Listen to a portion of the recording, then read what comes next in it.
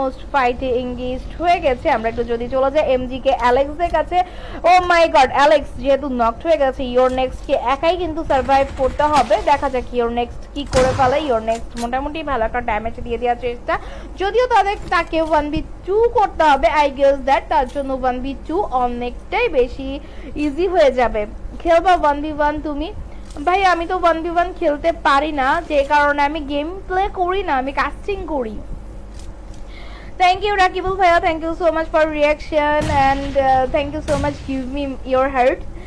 So এখান থেকে your next 13 K revive করে দিচ্ছে অ্যালেক্সকে। অ্যালেক্স রিভাইভ হয়ে যাওয়াতে মিস্টারদের একটু চান্সেস হয়ে যেতে পারে যে তারা হয়তো বা এখান থেকে নকড হয়ে যেতে পারে, যেহেতু অ্যালেক্স রিভাইভড এবং সে নিজেকে বুস্ট করে নেওয়ার ট্রাই করছে। হিলিংসটা কিন্তু তার খুব বেশি ইম্পর্টেন্ট, সে সেটাই ট্রাই করছে। অ্যান্ড এখান থেকে আই থিঙ্ক দ্যাট তারা খুব সুন্দর করে আরো একটা ফাইট নিতে পারবে। টোটাল 9 এলিমিনেশন পয়েন্ট রয়েছে। অ্যান্ড যেহেতু ক্লোজে শটগান দিয়ে ডাউন দিয়ে দেওয়ার চেষ্টা, বাট শটগান 1v2 খুবই টাফের ব্যাপার।